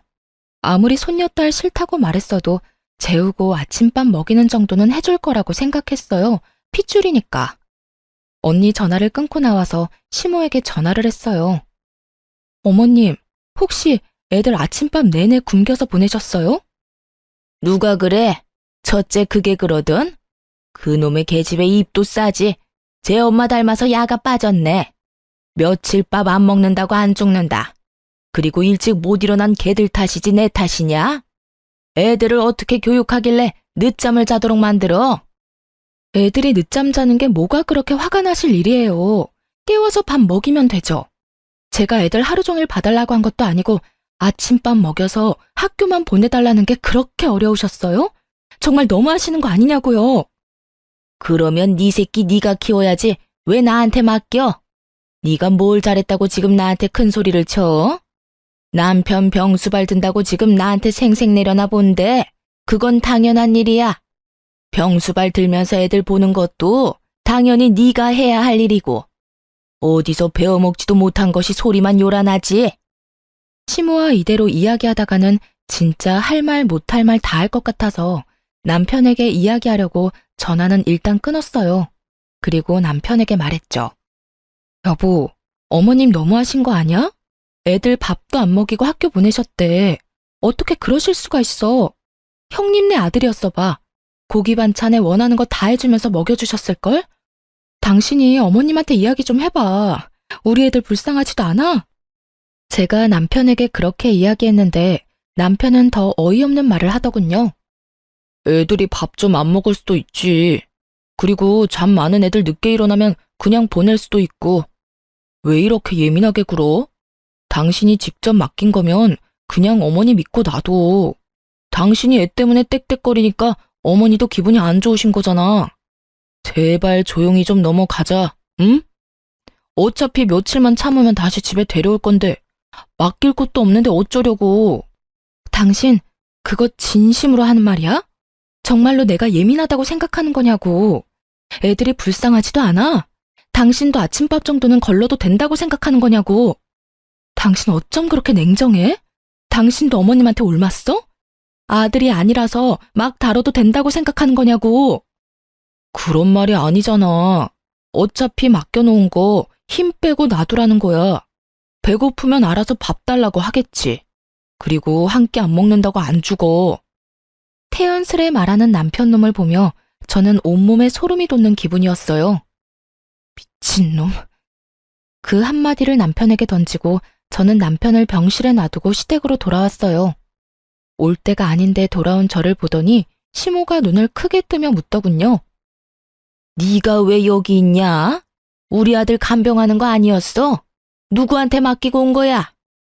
저는 그런 시모 말도 무시하며 애들 짐부터 쌌어요.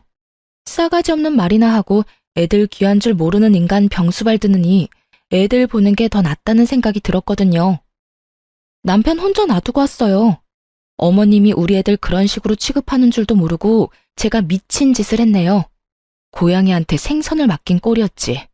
불쌍한 내 새끼들 굶고 눈치 봐가며 할머니 집에 있는 줄 알았으면 남편 병수발이나 들고 있지 않았을 거예요. 지금이라도 알았으니 애들 데리고 갈게요. 제 말에 시모가 어이없다는 듯 저를 돌려 세우더군요. 너 지금 나한테 시위하니? 그래서 남편은 놔두고 애들 데려가겠다고? 그렇게는 못해. 내 새끼 아픈데 어딜 가려고? 저는 시모 손을 탁 내쳤어요. 네 새끼 네가 키우라면서요. 남 손에 맡기지 말라면서요. 그러면 어머님 새끼도 어머님이 키우세요. 아픈데 잠이 오겠어요? 아침밥 굶은 것만 봐도 속이 다 뒤집어지는데 남의 손에 왜 맡겨요? 어머님이 가서 씻겨주고 닦여주면서 수발이나 드세요. 나는 내 새끼들 키울 테니까. 뭐? 야, 너 진짜로 병원 안 가? 우리 아들 보러 안 가는 거야? 시모는 제 뒤를 쫓아나오면서 자꾸만 저를 붙잡으려고 하더군요. 확 뒤돌아선 제가 시모에게 경고했어요. 안 가요. 내 새끼들 배 곱는 거보다는 안 힘드니까 오늘부터는 어머님이 아들 병간호하세요. 그렇게 애들 데리고 집에 돌아온 저는 미안하고 서러운 마음에 애들 붙잡고 눈물만 흘렸어요. 울지 말아야지 하는데도 미안한 마음만 들잖아요. 도리어 애들이 저에게 울지 말라며 엄마 잘못 아니라고 말해주는데 이것들을 두고 제가 망할 남편놈 병간호나 하고 있었다는 사실이 참을 수 없이 기분이 더러워졌어요. 그런데 저녁까지 제가 돌아오지 않으니 남편놈한테 전화가 왔더군요. 당신 뭐 하는데 오지를 않아? 미쳤어? 환자 놔두고 뭐 하자는 건데? 내가 아까 이야기했지. 나 도저히 어머님한테 애들 못 맡기겠으니까 내가 직접 애들 볼게. 당신 병간호는 어머님이 해주실 거야. 네 새끼 네가 키우라는데 그럼 내가 키워야지 누가 키워? 당신은 어머님 자식이잖아. 그러니까 어머님한테 병간호 받아. 난 안 갈 거니까. 당신 정신 나갔어? 어머니하고 그런 걸로 싸우자면 어쩌자는 건데? 어머님이 애들 굶겼다고 일주일 내내 굶기는 게 할머니가 손녀들한테 할 짓이야? 어머님도 나쁘지만 당신도 나빠. 애들이 굶는다는데 뭐? 너 같은 걸 남편이라고 데리고 산 내가 병신이지. 자식들 밥 굶기고 할머니한테 눈치 보게 만들면서까지 너하고 살고 싶은 생각 없어. 세상 천지에 배 터지게 먹여주는 할머니는 봤어도 애들 밥 안 주는 할머니는 처음 봐. 게다가 애들한테 무슨 말 했는지 알고는 있어?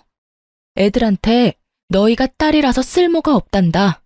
너희가 딸이라서 너희 엄마가 너희 버리고 간단다. 이런 말을 했다는 것도 믿기지를 않아. 내가 왜 이런 소리 내 자식들한테 듣도록 만들어야 하냐고. 대답 좀 해봐, 이 나쁜 놈아. 뭐? 어머니가 애들한테 그런 소리를 했다고? 당신이 잘못 들었겠지. 손녀들한테 그런 소리를 했을 리가 없잖아. 물어봐, 직접. 시모가 남편 옆에 있었는지 남편이 시모에게 따지듯 묻는 소리가 들렸어요. 그랬더니 시모가 당당하게 답하더군요. 왜 그걸 나한테 따지니? 네 마누라가 딸만 낳은 게 내 탓이야? 그럼 아들을 낳았으면 될 거 아니냐? 그런 말 좀 했기로써니 뭐가 그렇게 잘못된 일이야? 나 어릴 적에는 그것보다 더한 말도 듣고 자랐어. 너 없어도 우리 집 잘만 돌아가. 첫째 며느리가 다 잘해줄 거다. 그러니 나갔으면 그냥 그대로 애새끼들 데리고 나가. 다시 이 집에 돌아올 생각 말고. 얼굴 안 보니까 속이 시원하네. 저는 시모 말에 코웃음 쳤어요. 김장하러 오라고 부탁한 것도 거절당했다면서 잘하기는. 착각은 자유지. 그리고 우리 이혼하자. 난 이런 집안에서 못 살아. 여보, 잠깐만. 남편이 뭐라 말하던지 말던지 전화 끊고 이혼 소송 시작했어요. 그런데 며칠 아들 자식 간병일 해보더니 힘들었는지 시모가 전화와서는 저더러 어이없는 말을 하더군요. 이혼 기간 중에도 네가 우리 아들 안 사람이고 내 며느리다. 그러니 네 남편 병간호하러 들어와. 어디 며느리가 시어머니한테 일을 다 맡겨놔? 이혼하기 전까지는 네가 이 일 다 해야 하는 거야. 갑자기 전화와서 무슨 말도 안 되는 소리 하세요. 남남 되려고 이혼 소송하는 중이잖아요. 그리고 전 제 새끼 키우느라 바쁘니까 어머님은 어머님 아들 잘 키우세요. 저번에 저한테 그렇게 말씀하셨죠? 자기가 꺼낸 말 정도는 지켜주시죠. 전화해놓고 본전도 못 찾은 시모는 씩씩거리며 저한테 따지더라고요. 너 정말 이렇게까지 해야겠어? 네 딸들한테 고작 그딴 말 했다고 나한테 이러는 거면 너 실수하는 거야. 시어머니가 딸보다 아들 더 원할 수도 있지. 어디서 속 좁게 이런 식으로 사람을 골탕 먹이려고 들어? 그러니까요. 앞으로도 평생 그렇게 사실 거죠? 그러니까 이혼하는 거라고요. 저는 그런 곳에서 내 새끼 키우면서 못 살아요. 억만금을 줘도 그런 곳에서 살고 싶지 않은데 볼 것도 없는 집안 뭐하러 듣기 싫은 소리 들어가며 살아요? 이참에 우리 헤어지고 각자 갈 길 가요. 이런 식으로 연락하지도 마시고요. 그리고 저번에 저한테 뭐라고 하셨죠? 첫째 며느리가 잘해줄 거라고 하셨죠? 그러니까 저한테 전화하지 말고 손자들 둘이나 낳아준 첫째 며느리한테 전화하세요. 시모는 여전히 당당하더군요. 그래도 자기 힘드니까 금방 연락 오는 거 보세요. 아주 저를 식모처럼 생각하고 있는 게 눈에 다 보이더라고요. 언제는 첫째 며느리가 다 해줄 것처럼 자신만만하더니 이제 와서 꼴이 말고 저를 찾는 꼴이 너무 웃겼어요. 그렇게 이혼은 저에게 좀 더 유리하게 해결됐어요. 저희가 살던 신혼집도 처음부터 공동 명의의 반반 부담한 거라 그대로 나눴고 친권, 양육권, 위자료 싹 다 제가 가져왔어요. 저는 받은 돈과 은행에서 대출한 금액으로 딸아이 둘과 같이 살 집을 샀어요. 그런데 이미 이혼도 다 된 마당에 형님에게서 전화가 왔어요.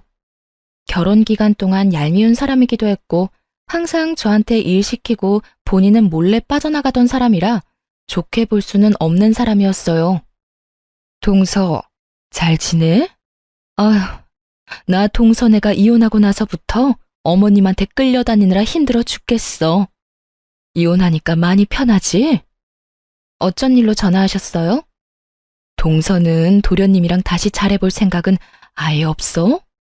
이제 막 이혼한 사람에게 이런 걸 물어보는 형님에게서 뭔가 머뭇거리는 느낌이 들었어요.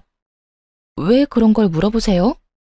이혼한 동서한테 이런 말 꺼내기도 민망하긴 한데 아버님이 얼마 전에 쓰러지셨거든. 그래서 어머님이 나한테 합가해서 아버님 수발을 같이 들자고 하는 거야. 근데 동서도 잘 알잖아. 나는 그런 일 여태 해본 적도 없고 바쁘기도 많이 바빠서. 인간이 이렇게 비양심적이어도 되나요? 어떻게 이혼한 동서에게 시부 수발을 들기 위해 이혼을 다시 생각해보라는 말을 할 수가 있는지 이해가 전혀 안 갔어요. 죄송한데 저는 생각 없어요. 싫어서 이혼한 거고 이혼 서류에 잉크도 아직 덜 말랐어요. 그리고 무엇보다 그 집안 저는 두 번 다시 가고 싶지 않아요. 형님은 아들을 둘이나 낳아서 여태껏 시어머니 등살에서 잘 피해 다니셨죠? 저는 그 잔소리, 악담 모두 맨몸으로 다 받았어요. 그쪽으로는 머리도 두고 싶지 않은 게 제 마음이에요. 시아버지 그렇게 되신 건 안타깝지만 그건 이제 가족들이 상의해야 할 문제지 생판남인 저한테 이야기해서 될 건 아니라고 생각해요. 차갑고 냉정하게 딱 잘라 말하고 나니 형님도 당황했는지 급하게 전화를 끊었어요. 그리고 나중에야 그 집안 소식을 들을 수 있었어요. 정말 웃겼던 게 그렇게 믿고 의지하려던 첫째 며느리는 시모 요구에 거절한 것도 모자라 아주버님을 들들 볶았던 모양이에요. 아주버님이 시모를 찾아와서는 시모에게 미쳤냐고 진짜 노망난 거 아니냐고 악담을 퍼부었답니다. 동생처럼 자기도 호래비 만들 작정이냐며 합가해서 마누라랑 헤어지면 어머니가 책임질 거냐고 이럴 거면 인연 끊고 지내자면서 아주 집안을 풍비박산으로 만들어 놓고 가셨다더군요. 그 와중에 전 남편은 시모 간병을 받아 무사히 퇴원했으면서 집에 오자마자 짐 다 챙겨서 아픈 시부와 시모 놔두고 그대로 집을 나갔다고 하더라고요. 입이 불어터져라 아들 사랑, 손주 사랑을 외치던 시모였건만 시모를 위해 시부를 함께 수발 들어줄 사람은 없던 모양이에요. 결국 시모는 두 아들과도 연이 끊기고 며느리에게도 대차게 까여서 혼자 시부 수발을 들었다고 하더군요. 제가 들은 소식은 딱 거기까지였어요. 솔직히 여기까지 듣고도 정말 고소하더군요. 저 내치고 잘 살 것처럼 기세등등하더니 결국 보세요. 완전 버림받고 혼자 남겨졌잖아요. 그러니 사람이 마음을 곱게 써야 하는 법이에요. 그렇게 저는 그 사람들을 잊고 제 일에 집중하게 됐어요. 아이들을 보기 위해 시간 조율이 좋았던 요양병원에 취직하게 됐죠. 시내와 가깝지는 않았지만 규모가 있는 요양병원이다 보니 멀리서도 찾아오는 분들도 많았던 곳이었어요. 그런데 하루는 제가 치료하는 어르신이 잔뜩 인상을 찌푸린 채로 컨디션이 완전 엉망이 돼서 오셨더라고요. 어르신, 오늘따라 몸 상태가 별로 안 좋네요. 어제 잠 못 주무셨어요? 아유, 선생, 말도 마. 같은 방에 웬 할망구가 하나 왔는데 얼마나 화가 많은지 무슨 말만 하면 난리쳐서 내가 며칠째 잠도 제대로 못 잤어. 병원에 입원하다 보면 아무래도 단체 생활이다 보니 원하는 사람하고만 같이 있을 순 없어요.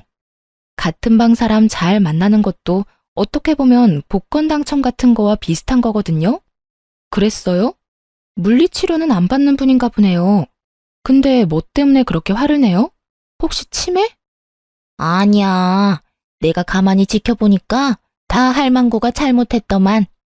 이 할망구가 들어온 그날부터 하루에 10번도 넘게 아들들 며느리한테 전화를 하는 거요. 전화에서는 너희가 어떻게 이럴 수 있냐? 나를 여기다 버리고 너희끼리 잘 살 것 같냐? 난리더라고. 그래서 내가 넌지시 물어봤지. 근데 그 할망구 하는 말이 아들놈들 뼈 빠지게 키워놨더니 다 소용없다고. 자기가 남편 수발 드는데 아무도 안 도와줘서 이렇게 병을 얻었는데 다들 나 몰라라 한다고 말이지. 엄마를 애물단지 취급하면서 연락도 먼저 안 하고 연락하면 그렇게 귀찮은 티를 낸다면서 고함을 지르더라고. 어머나, 그랬어요? 제가 보기에는 어르신 따님들이 자주 면회 오시니까 그것 때문에 더 비교돼서 그런 것 같은데요. 내가 봐도 그래 보였어. 우리 딸들이 워낙 싹싹하잖아.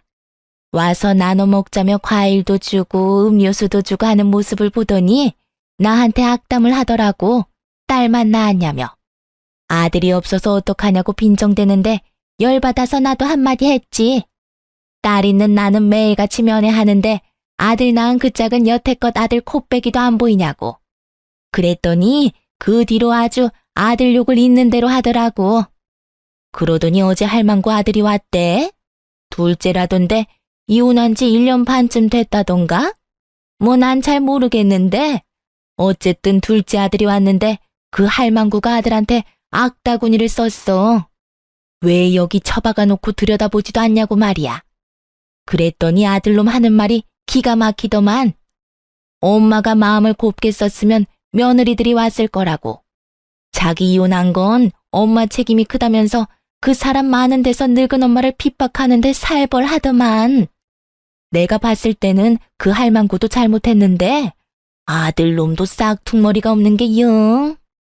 어르신에게 이야기를 들을수록 뭔가 모르게 묘하게 익숙한 느낌이었어요. 그래서 그분이랑 싸우느라 잠을 못 주무신 거예요? 아니, 그 할망구가 여기 오고 나서부터 약간 치매기가 왔거든? 그놈의 핸드폰만 붙들고 내내 전화를 하니까 어제 아들이 왔는데 그런 소리를 하고 갔으니 이 할망구도 정신을 놔버렸는지 어쩌녁 내내 불도 안 들어오는 전화통 붙들고 아들 이름인지 뭔지 누구야 누구야 불러대면서 온 방에 사람들 잠도 못 자도록 하고. 아휴, 밤에 잠도 안 자, 낮에도 안 자. 기운은 어찌나 좋은지 목소리만 커서. 내가 그래서 잠을 못 잤어. 오늘도 내가 걱정이야. 그 할망구 잠 안 자고 또 고함 지를까봐. 며칠 만에 헬쑥해진 어르신을 보니 궁금증이 치솟더군요. 그래서 시모 이름을 검색해봤어요. 제 어르신 방에 얼마 전에 들어온 사람 이름이 시모 이름과 같더라고요. 그리고 주소도 시댁 주소가 맞았고요. 보호자 이름도 전 남편 이름인 거 확인했어요. 우연도 이런 우연이 없었어요. 그 많은 요양원 노인병원 중에 제가 있는 곳으로 오다니. 그렇게 잘 살 것처럼 굴더니 결국은 두 아들 모두에게 버림받고 홀로 노인병원에서 면회도 없이 있는 거 보니 자식을 시모처럼 키우면 안 되겠다 하는 생각이 들었죠. 시모가 손녀들한테는 못되게 굴었어도 아들, 손자들한테는 잘했거든요. 그런데도 보세요. 결국 아픈 시모 병실에 면회 오는 사람이라고는 아무도 없다는 거죠. 저도 병원에 있으면서 보는 게 있잖아요. 마음씨 곱고 자식들, 며느리들한테 따뜻하게 대해주신 어른들은 자식, 며느리 할 것 없이 자주 와요. 받은 만큼 돌려주고 싶은 게 사람의 마음이거든요. 그런 어른들은 복받았다고 말하기도 하는데 사실 자신이 한 만큼 돌아온 거죠. 말년이 쓸쓸한 게 왜 보기 힘든 거냐면 그 쓸쓸함 속에 내가 걸어온 길이 있기 때문이라고 제가 모시는 어르신 한 분이 그러더군요. 그쯤 되면 다들 그렇게 인생에 통달하시곤 해요. 그러니 시모의 이런 상황이 제게는 참 착잡했어요. 저를 괴롭히고 제 어린 두 딸을 괴롭혔으니 이런 꼴 당해도 싸다고 말하고 싶지만 그렇게 애지중지하던 아들과 손주들에게까지 손절당한 거 보면 왜 그렇게 사셨나 싶기도 하고요. 자기 인생 남이 살아주는 거 아니니 더 열심히 남들과 좋은 인연 맺고 살아야 하는데 왜 저한테 그렇게 못되게 굴었는지 사실 지금도 이해는 안 가요. 솔직히 이해하고 싶은 마음도 없고요. 그저 자기가 살아온 대로 받고 있구나 싶은 생각이 들었어요. 시모에게 측은한 마음을 갖기엔 제가 당한 게 너무 많아서 그런 마음이 들지도 않더라고요. 그저 제 자식들은 시모가 키운 자식들처럼 키우지는 말자고 다짐했어요. 그 뒤로도 시모와 모르는 사람인 척 지내고 싶었는데 전 남편이 입원비 문의하러 병원 왔다가 1층 원무과에 들른 저와 마주치게 됐어요. 전 남편이 결혼했을 때도 보여주지 않던 아주 살가운 표정으로 제게 말을 걸더군요. 당신 여기서 일하고 있었어? 잘 됐네. 우리 어머니 여기서 치료받고 계시거든. 당신이 있으니까 그래도 마음이 든든하네. 이혼했더라도 애들 할머니잖아. 문제 안 생기도록 당신이 잘 챙겨줘. 끝까지 이기적인 인간이더군요. 그리고 웃겼어요. 이혼한 전 와이프한테 어머니를 부탁한다니. 염치가 없어도 이렇게 없을 수가. 예전이나 지금이나 양심 없는 건 똑같네? 내가 왜 당신 어머니한테 차별 대우해줘야 해? 물리치료 받지도 않고 나랑 접점 하나 없는 사람이거든? 내가 왜 그렇게 해줘야 하는지 이해가 안 가네. 잘 챙기고 싶으면 당신이 챙겨. 당신 어머니잖아. 이혼한 마누라한테 그런 거 부탁하고 싶어? 얼굴이 얼마나 두꺼우면 그런 걸 부탁해? 그리고 나 만나는 사람 있거든? 함부로 오해받고 싶지 않으니까 당신도 당신 가족들도 처신 잘해줘. 이딴 식으로 악연을 인연인 것처럼 만들지 말라고. 만나는 사람이 없었지만 거짓말했어요. 이 인간이 병원에 소문이라도 퍼뜨릴까봐 걱정도 됐으니까요. 뭐 여차하면 퇴사하고 다른 직장 찾아도 되는 거긴 했는데 그건 귀찮고 손도 많이 가는 데다가 결정적으로 제가 피해야 하는 게 너무 싫었거든요. 피하려면 지들이 피해야지 제가 왜 피하나요? 괴롭힌 인간들은 그쪽이고 저는 괴롭힘 당한 사람인데 제가 이악 물고 말했더니 전 남편도 가볍게 이야기할 만한 상황이 아니라는 걸 깨달았는지 아니면 자존심이 상했는지 며칠 뒤에 퇴원을 하고 나갔더군요. 무슨 이유에서였든 더 이상 엮이지 않게 돼서 저로서는 한시름 놓는 상황이 되긴 했어요. 그리고 여담이지만 딸애들은 제가 이혼한 그날부터 아빠를 찾지 않더라고요. 남편이 그리 좋은 아빠가 아니라는 것도 애들 반응을 보며 알았죠. 만약 애들한테 잘해줬다면 애들이 아빠와 헤어지는 걸 무덤덤하게 받아들이지는 않았을 테니까요. 그래도 제 이혼을 이해해주고 저를 도와 집안일도 해주고 있는 기특한 아이들을 보면 몸은 힘들지만 마음만은 가벼운 기분이 들어요. 이 아이들을 위해서라도 좀 더 열심히 살아야겠다는 다짐을 매일같이 하게 되네요. 그래도 가끔 전 남편과 시모가 생각날 때가 있어서 이렇게 사연글을 써보게 됐어요. 이렇게 하나하나 다 토해내고 나니 마음이 한결 가벼운 기분이 드네요. 그리 즐거운 일들은 아니었지만 이렇게 꺼내서 한풀이 하듯 다른 사람들과 나누고 나니 그간의 응어리가 조금씩 풀어지는 것 같네요. 그럼 지금까지 제 사연 들어주셔서 감사합니다. 좋은 하루 되세요.